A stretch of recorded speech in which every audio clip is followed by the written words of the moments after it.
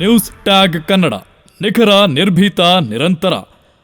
ಬಳ್ಳಾರಿ ನಗರದ 53 ಜೀನ್ಸ್ ಉದ್ಯಮಿಗಳ ಪುನರಾರಂಭದ ಕುರಿತು ಇಂದು ಬಳ್ಳಾರಿ ನಗರದಲ್ಲಿ ಪತ್ರಿಕಾಗೋಷ್ಠಿಯನ್ನ ಕರೆಯಲಾಗಿತ್ತು. ಈ ಪತ್ರಿಕಾಗೋಷ್ಠಿಯಲ್ಲಿ ಬಳ್ಳಾರಿ ನಗರ ಶಾಸಕ ನಾರಾ ಭರತ್ ರೆಡ್ಡಿ, ಮೇಯರ್ ಪಿ ಗಾದೆಪ್ಪ ಹಾಗೂ ಲೇಬಲ್ ರಾಜು ಅವರು, ಜೊತೆಗೆ ಮಲ್ಲಿಕಾರ್ಜುನ ಗೌಡ, ಮುರಳಿ, ವಿನಯ್ ಹಾಗೆಯೇ ಉದ್ಯಮಿಗಳಾದ ದಾದಾ ಕಲಂದರ್, ಅಶೋಕ್, ರಾಖಿ ಮತ್ತು ಪೊಲಾಕ್ಸ್ ಮಲ್ಲಿಕಾರ್ಜುನ ಹಾಗೂ ಬಳ್ಳಾರಿ ಡಿಸ್ಟ್ರಿಕ್ಟ್ ಗಾರ್ಮೆಂಟ್ಸ್ ಮೇಕರ್ಸ್ ಅಸೋಸಿಯೇಷನ್ನ ಅಧ್ಯಕ್ಷರಾದ BRL ಸೀನಾ, ಪಿ ಮೌಲಾಲಿ, ಮಾಜಿ ಮೇಯರ್ ರಾಜೇಶ್ವರಿ ಸುಬ್ಬರಾಯುಡು, ಮುಖಂಡರಾದ ವೆಂಕಟೇಶ್ ಹೆಗಡೆ ಸೇರಿದಂತೆ ಅನೇಕರು ಉಪಸ್ಥಿತರಿದ್ದರು. ಪ್ರಾಸ್ತಾವಿಕವಾಗಿ ಜೀನ್ಸ್ ಉದ್ಯಮದ ಕುರಿತು ಮಲ್ಲಿಕಾರ್ಜುನ ಗೌಡ ಮಾತನಾಡುತ್ತಾ, ಸರ್ಕಾರದಿಂದ ಮುಖ್ಯಮಂತ್ರಿ ಸಿದ್ದರಾಮಯ್ಯನವರು ಹಾಗೂ ಶಾಸಕ ಬಿ ನಾಗೇಂದ್ರ, ಶಾಸಕ ಭರತ್ ರೆಡ್ಡಿ, ಸಂಸದ ತುಕಾರಾಂ ಹಾಗೂ ಸಚಿವ MB ಪಾಟೀಲ್ ಅವರ ಸಹಕಾರದಿಂದ 22 ಕೋಟಿ ರೂಪಾಯಿಗಳು ಜೀನ್ಸ್ ಉದ್ಯಮದ ಪುನಶ್ಚೇತನಕ್ಕೆ ದೊರೆತಿದೆ ಎಂದರು. ನಂತರ ಪತ್ರಿಕಾಗೋಷ್ಠಿಯನ್ನ ಉದ್ದೇಶಿಸಿ ಮಾತನಾಡಿದ ಶಾಸಕ ನಾರಾ ಭರತ್ ರೆಡ್ಡಿ, ಜೀನ್ಸ್ ಉದ್ಯಮದ ಬೆಳವಣಿಗೆಗೆ ಏನೆಲ್ಲ ಯೋಜನೆಗಳನ್ನು ಹಾಕಲಾಗಿದೆ ಎಂದು ವಿವರಿಸಿದರು. ನಿಮಗೆಲ್ಲ ಗೊತ್ತಿರಬಹುದು, ನಮ್ಮ KSPCB ಅವರು ಎಲ್ಲ ವಾಷಿಂಗ್ ಘಟಕಗಳನ್ನು ಕ್ಲೋಸ್ ಮಾಡಿದರು. ಯಾವಾಗ 6 ನವೆಂಬರ್ ನಮ್ಮ ಮುಖ್ಯಮಂತ್ರಿ ಅವರ ಅಧ್ಯಕ್ಷತೆಯಲ್ಲಿ ಸರ್, ಅದು ಅಲ್ಲಿ ಬಂದು ನಮ್ಮ ಮುಖ್ಯಮಂತ್ರಿ ಅಧ್ಯಕ್ಷತೆಯಲ್ಲಿ ನಜೀರ್ ಅಹಮದ್ ಸರ್, ನಮ್ಮ principal secretary to political secretary to CM, ಆಮೇಲೆ MB ಪಟೇಲ್ ಸರ್ ಇದ್ರು, ನಾಗೇಂದ್ರ ಸರ್ ಇದ್ರು, ತುಕಾರಾಮ್ ಸರ್ ಇದ್ರು, ಜಮೀರ್ ಅಹಮದ್ ಸರ್ ಇದ್ರು. ಇವರೆಲ್ಲರಿಗೆ ನಮ್ಮ ಪ್ರಾಬ್ಲಮ್ನ ವಿವರಿಸಿದ್ವಿ ಸರ್. ಅವಾಗ ನೀವು ನಂಬಲ್ಲ ಸರ್, ಅದು ಜಸ್ಟ್ ಒಂದು 2 ನಿಮಿಷದಲ್ಲೇ 22 ಕೋಟಿವರೆಗೆ ಸ್ಪಾಟ್ ಆಗಿ ಸ್ಯಾಂಕ್ಷನ್ ಮಾಡಿಬಿಟ್ಟೆ ಸರ್. ಅದು ಇವತ್ತು ತಾವೆಲ್ಲ ಗೊತ್ತಿದ್ದಂಗೆ ಮೊನ್ನೆ ಒಂದು 6 ತಿಂಗಳ ಕೆಳಗಾಗಿರ್ಬೋದು, ಮತ್ತೆ ಮೊನ್ನೆ ಒಂದು 15 ದಿವಸ ಕೆಳಗಾಗಿರ್ಬೋದು, ನಮ್ಮ ಇಬ್ರಾಹಿಂ ಬಾಬು ಅನ್ನೋರು, ನಮ್ಮ ರಾಜು ಅನ್ನೋರು, ರಾಖಿ ಅವರು ದೊಡ್ಡ ಸಂಖ್ಯೆಯಲ್ಲಿ ಒಂದು 300ರಿಂದ 400 ಜನ ಬಂದು ಸಾವಿರಾರು ಜನ ನಾವು ಏನು ಈ ಜೀನ್ಸ್ ಮೇಲೆ ನಾವು ಡಿಪೆಂಡ್ ಆಗಿ ಬಳ್ಳಾರಿಯಲ್ಲಿ ಜೀವನವನ್ನು ನಡೆಸ್ತಿದ್ದೀವಿ, ಇಂಥವ್ರಿಗೆಲ್ಲ ಭಾಳ ತೊಂದರೆ ಆಗ್ತಿದೆ. ಏನೋ ಹೋದ ತಿಂಗಳಲ್ಲೂ 2 ತಿಂಗಳಕ್ಕಿಂತ ಮುಂಚೆ ಉಪಲೋಕಾಯುಕ್ತರು ಯಾವಾಗ ಬಳ್ಳಾರಿಗೆ ಬಂದಾಗ ಬೇರೆಯವ್ರೇನೋ ಕಂಪ್ಲೇಂಟನ್ನು ಕೊಟ್ಟು ಈ ಥರ ಭಾಳ ತೊಂದರೆ ಆಗ್ತಿದೆ ಅಂದಾಗ ಉಪಲೋಕಾಯುಕ್ತರು ಆರ್ಡರ್ ಮಾಡ್ತಾರೆ, ಇವೆಲ್ಲ ಪ್ಲಾಂಟ್ಗಳನ್ನ ತಾವು ಬಂದ್ ಮಾಡಬೇಕು ಅಂತೇಳಿ. ಅಂದರೆ ಅವರು ಕಾನೂನು ರೀತಿಯಲ್ಲಿ ಏನು ಮಾಡಬೇಕು ಅವ್ರು ಮಾಡಿದ್ರು. ಆದರೆ ಮಾನವೀಯತಾ ದೃಷ್ಟಿಯಲ್ಲಿ ಇವರೆಲ್ಲ ನನ್ನ ಹತ್ರ ಬಂದಾಗ ಈ ಜೀನ್ಸ್ ಪ್ಲಾಂಟ್ ಓಪನ್ ಆಗೋದು ಆಮೇಲೆ ನೋಡ್ಕೊಂಡು ಫಸ್ಟ್ ನಮ್ಮ ಲೇಬರ್ಸ್ ಯಾರು ಬೇರೆ ಕಡೆಯಿಂದ ಬಂದಿದ್ದಾರೋ ಅವ್ರು ಇರಕ್ಕಂತೂ ಒಂದು ನಮಗೆ ಸಣ್ಣದಾಗಿ ಒಂದು ಕರೆಂಟನ್ನು ವ್ಯವಸ್ಥೆಯನ್ನು ಮಾಡಿಕೊಡ್ಬೇಕಂದ್ರೆ ಅವತ್ತೇ ನಾವು ನಾರಾಯಣ ಸ್ವಾಮಿ ಅವ್ರ ಹತ್ರ ಮಾತಾಡಿ KB ಅಫಿಷಿಯಲ್ಸ್ ಕೂಡ ಹೇಳಿ ಒಂದು 15-20 ದಿವಸ ಕೆಳಗೆ ಅವ್ರಿಗೆ ಆ ವ್ಯವಸ್ಥೆಯನ್ನು ಮಾಡಿದ್ವಿ. ಆಮೇಲೆ ಈ ಸಮಸ್ಯೆಯನ್ನು ಬಹಳ ದೀರ್ಘಕಾಲವಾಗಿ ನಾನು ನಾಗೇಂದ್ರಣ್ಣವರು ಕುಂತ್ಕೊಂಡು ಚರ್ಚೆ ಮಾಡಿ, ಯಾಕಂದ್ರೆ ನಮ್ಮ ಕ್ಷೇತ್ರದಲ್ಲಿ ಇಲ್ಲಿ ಬಳ್ಳಾರಿ ನಗರ ಮತ್ತು ಕೌಲ್ಬಜಾರ್ ಕ್ಷೇತ್ರದಲ್ಲಿ ಬಹಳಷ್ಟು ಜೀನ್ಸ್ ಯೂನಿಟ್ಸ್ ಕೆಲಸ ಮಾಡಿದಂಥ ಕಾರ್ಮಿಕರು ಇರೋದು. ನಾವು ನಾಗೇಂದ್ರಣ್ಣವರು, ನಾಸಿರಣ್ಣವರು ಚರ್ಚೆ ಮಾಡಿ ಇದಕ್ಕೆ ಆದಷ್ಟು ಬೇಗ ನಾವು ಪರಿಹಾರವನ್ನು ತಗೊಂಡು ಬರ್ಬೇಕಂತೇಳಿ ಒಂದೇನು ತೀರ್ಮಾನವನ್ನು ತಗೊಂಡಿದ್ವಿ. ಆ ನಿಟ್ಟಿನಲ್ಲೇ ನಿನ್ನೆ ಮುಖ್ಯಮಂತ್ರಿಗಳು ಮತ್ತೆ ಉಪಮುಖ್ಯಮಂತ್ರಿಗಳು, ನಮ್ಮ ಜಿಲ್ಲಾ ಉಸ್ತುವಾರಿ ಸಚಿವರಾದಂಥ ಜಮೀರ್ ಅಹಮದ್ ಖಾನ್ ಅವರು, MB ಪಾಟೀಲ್ ಅವರು, ಇವರೆಲ್ಲೂ ಸೇರಿದಂಥ ಸಮಯದಲ್ಲಿ ನಾಗೇಂದ್ರಣ್ಣವರು ನಾವು ಅವ್ರನ್ನ ರಿಕ್ವೆಸ್ಟ್ ಮಾಡಿದಾಗ, ಮತ್ತೆ ನಮ್ಮ ನಾಸಿರಣ್ಣವರು ಅವ್ರನ್ನ ರಿಕ್ವೆಸ್ಟ್ ಮಾಡಿದಾಗ ತಕ್ಷಣಕ್ಕೆ ETP ಪ್ಲಾಂಟ್ಸ್ ಯಾರ್ಯಾರಿಗೆ ಫ್ಯಾಕ್ಟ್ರಿಗಳಿದ್ದಾನೋ ತಕ್ಷಣಕ್ಕೆ ಅವನು ಓಪನ್ ಮಾಡ್ಬೇಕಂತೇಳಿ ಮುಖ್ಯಮಂತ್ರಿಗಳು ಪೊಲ್ಯೂಷನ್ ಕಂಟ್ರೋಲ್ ಬೋರ್ಡ್ ಅವರಿಗೆ ಮಾತನಾಡ್ತಾರೆ.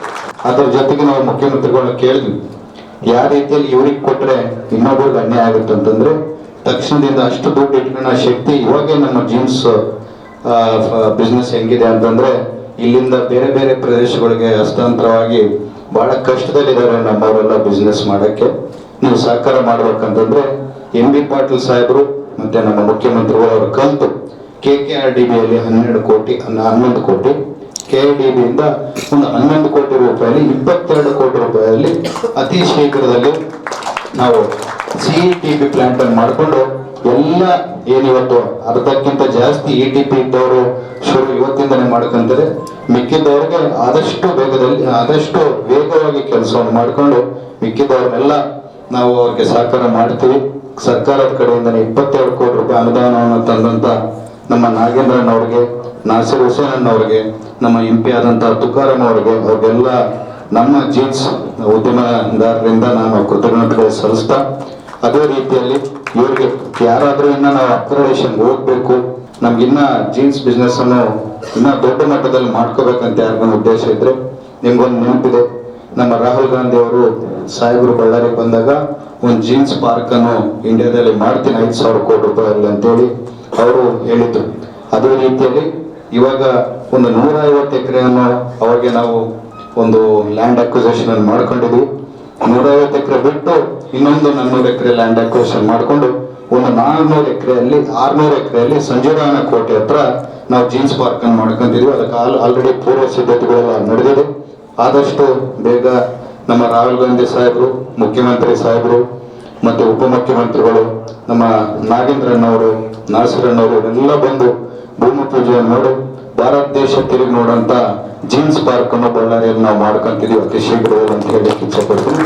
ಯಾರೇ ಆದರೂ ನಮ್ಮ ಜೀನ್ಸ್ ಉದ್ಯಮದಾರರು ಅದರಲ್ಲಿ ಇವೇನು ಸಂಜೀವನ ಕೋಟೆಯಲ್ಲಿ ಮಾಡ್ತಿದ್ದೀರಿ, ನಾವು ಅದರಲ್ಲಿ ಇನ್ನೂ ಅಪ್ಗ್ರೇಡೇಷನ್ ಹೋಗ್ತೀವಿ ಅಂತಂದ್ರೆ ಅವ್ರಿಗೆಲ್ಲ ನಿವೇಶನಗಳು ಕೊಡ್ಸೋ ಜವಾಬ್ದಾರಿ ಕೂಡ ನಮ್ಮದು, ನಮ್ಮ ಅಣ್ಣವರಾದಂಥ ನಾಗೇಂದ್ರ ಅಣ್ಣವ್ರದ್ದು ಅಂತ ಹೇಳಕ್ಕೆ ಇಚ್ಛೆಪಡ್ತೀನಿ. ಸಂಜೀವನ ಕೋಟೆಯಲ್ಲಿ ಇವ್ರಿಗೋಸ್ಕರ ಏನು ಹಳೇದಾಗಿ ನಮ್ಮ ಬಳ್ಳಾರಿಯಲ್ಲಿ ಏನು ಜೀನ್ಸ್ ಬಿಸ್ನೆಸ್ ಅನ್ನು ಮಾಡ್ಕೊಂತಿದ್ರು ಅವ್ರಿಗೋಸ್ಕರ ಒಂದು 25% ಸಬ್ಸಿಡಿಯನ್ನು ಕೂಡ ನಾವು ಅವ್ರಿಗೋಸ್ಕರ ಮಾಡ್ಕೊಂತೀವಿ. ಯಾಕಂದ್ರೆ ಬಹಳಷ್ಟು ಜನ ಬಡ ಜನರೇ ಈ ಬಿಸ್ನೆಸ್ ಅಲ್ಲಿ ಇನ್ವಾಲ್ವ್ ಆಗಿರೋದು. ಈಗ ಆ ಲೇಬರ್ಸ್ ಬಹಳ ನೋವಲ್ಲಿದ್ದಾರೆ, ಓನರ್ಗಳಂತೂ ಹೇಳ್ಬಾರ್ದು. ಯಾಕಂದ್ರೆ ಅವ್ರಿಗೆ ಕಂತುಗಳು ಕಟ್ಟಕ್ ಆಗ್ತಾ ಇಲ್ಲ, ಫ್ಯಾಕ್ಟ್ರಿ ನಡ್ಸಕ್ ಆಗ್ತಾ ಇಲ್ಲ, ಲೇಬರ್ ಪೇಮೆಂಟ್ ಮಾಡಕ್ ಆಗ್ತಾ ಇಲ್ಲ. ಜೀನ್ಸ್ ರೇಟ್ ಕಾಂಪಿಟೇಟಿವ್ ಪ್ರೈಸಸ್ ನಲ್ಲಿ ಹೋದಾಗ ಈಗ ಜೀನ್ಸ್ ರೇಟ್ ಆ ಕಾಂಪಿಟೇಟಿವ್ ಪ್ರೈಸಸ್ ಅಲ್ಲಿ ನಮ್ಮೂರಲ್ಲಿ ಅಷ್ಟು ಕಮ್ಮಿ ರೇಟ್ಗೆ ಲೇಬರ್ಸ್ ಅನ್ನು ತಗೊಂಡ್ಬರೋದು ಬಹಳ ಕಷ್ಟ ಆಗಿದೆ. ನಾವು ಸರ್ಕಾರಕ್ಕೆ ಇವೆಲ್ಲ ತಿಳಿಸಿದಾಗ ನಾವು ಬಿಸ್ನೆಸ್ ಅನ್ನು ಸಪೋರ್ಟ್ ಮಾಡೋದು, ಅದ್ರ ಜೊತೆಗೆ ನಮ್ಮ ಜನರನ್ನ, ನಮ್ಮ ಯಾರು ಬಿಸ್ನೆಸ್ ಮಾಡ್ತಾರೆ ನಮ್ಮ ಕರ್ನಾಟಕದಲ್ಲಿ ಬಳ್ಳಾರಿ ಭಾಗದಲ್ಲಿ ಜೀನ್ಸ್ ಬಿಸ್ನೆಸ್ ಮೇಲೆ ಡಿಪೆಂಡ್ ಆದಂಥವ್ರನ್ನ ನಾವು ಒಂದು ಎಲಿವೇಶನ್ ಕೊಡ್ಬೇಕಂದ್ರೆ ನಾವು ಸರ್ಕಾರದ ಕಡೆಯಿಂದ ಸಹಕಾರ ಮಾಡ್ಬೇಕಂದಾಗ ನಮ್ಮ ಮುಖ್ಯಮಂತ್ರಿಗಳು ಇಲ್ಲ, ನಮ್ಮ ರಾಹುಲ್ ಗಾಂಧಿ ಅವರು ಇಡೀ ಬಳ್ಳಾರಿಯ ಜೀನ್ಸ್ ಬಗ್ಗೆ ಲಂಡನ್ ಅಲ್ಲಿ ಮಾತಾಡುವಂತವ್ರು, ಈ ಜೀನ್ಸ್ ಅನ್ನು ಉಳಿಸೋ ಜವಾಬ್ದಾರಿ ನಿಮ್ಮ ಮೇಲೆ, ನಮ್ಮೆಲ್ಲರ ಮೇಲೆ, ನಮ್ಮ ಸರ್ಕಾರದ ಮೇಲೆ ಇದೆ ಅಂತ ಹೇಳಿ ಅವ್ರು ಯಾವುದೇ ರೀತಿಯಲ್ಲಿ ನಿಮ್ಗೆ ಏನೇ ಜೀನ್ಸ್ ಯೂನಿಟ್ಗೆ ತೊಂದರೆ ಆದಾಗ ನೀವು ನಾಗೇಂದ್ರ ಅವರು ಡಿಸಿಷನ್ ತಗೊಳ್ಳಿ, ನಾವು ನಿಮ್ ಜೊತೆಗೆ ಇರ್ತೀವಿ ಅಂತ ಹೇಳಿದರು. ನಿರಂತರವಾಗಿ ನಾನು ಇಲ್ಲಿ ಈ ಮಾಧ್ಯಮ ಮೂಲಕ ಈ ಜೀನ್ಸ್ ಫ್ಯಾಕ್ಟ್ರಿ ಓನರ್ಗಾಗಿರ್ಬೋದು, ಅವ್ರ ಲೇಬರ್ಸ್ ಆಗಿರ್ಬೋದು ಒಂದು ಮಾತನ್ನು ಹೇಳಕ್ಕೆ ಇಚ್ಛೆ ಪಡ್ತೀನಿ. ಯಾವುದೇ ರೀತಿಯಲ್ಲಿ ಯಾವುದೇ ಕ್ಷಣದಲ್ಲಿ ಇವತ್ತುವರೆಗೂ ತಮ್ಮ ಜೊತೆಗೆ ಏನೇ ತೊಂದರೆ ಬಂದಾಗ ನಿಮ್ ಜೊತೆಗೆ ನಿಂತಿದ್ದೀವಿ. ಇನ್ನೊಂದು ತೊಂದರೆ ಬರಬಾರ್ದು ಅಂತ ರೀತಿಯಲ್ಲಿ ಯಾವತ್ತನ್ನ ಏನೋ ದುರ್ಭಾವದಿಂದ ತೊಂದರೆ ಬಂದಾಗೂ ನಿಮ್ ಜೊತೆಗೆ ನಾವು ಸದಾ ನಿಂದಿರ್ತೀವಿ ಅಂತ ಹೇಳಿ ಈ ಮಾಧ್ಯಮದ ಮೂಲಕ ತಮ್ಗೆಲ್ಲರಿಗೂ ಮಾಡ್ಕೊಡ್ತೀನಿ. ನೀವು ಹೇಳಿದ್ದು ಕರೆಕ್ಟ್. ಪರಿಸರ ಫಸ್ಟ್, ಅದಕ್ಕೋಸ್ಕರನೇ ನಾವ್ ಏನ್ ಮಾಡ್ತಿದೀವಿ, ETP ಪ್ಲಾಂಟ್ ಯಾವ್ಯಾವ ಇದೆನೋ ಫಸ್ಟ್ ಅವ್ರಿಗೆ ಪರ್ಮಿಷನ್ ಕೊಡ್ತಿದೀವಿ. ಅದ್ರ ಜೊತೆಗೆ ETP ಪ್ಲಾಂಟ್ ಯಾರಿಗಿರಲ್ಲೋ ಅವ್ರಿಗೆ CATP ಪ್ಲಾಂಟ್ ಅನ್ನು ನಮ್ಮ ಸರ್ಕಾರದ ಕಡೆಯಿಂದ 22 ಕೋಟಿ ರೂಪಾಯಿಯಲ್ಲಿ ನಾವು ಮಾಡಿಕೊಟ್ಟು ಅವ್ರು ಸ್ಟಾರ್ಟ್ ಮಾಡಿಸ್ತೀವಿ ಅಂತ ಹೇಳೋಕೆ.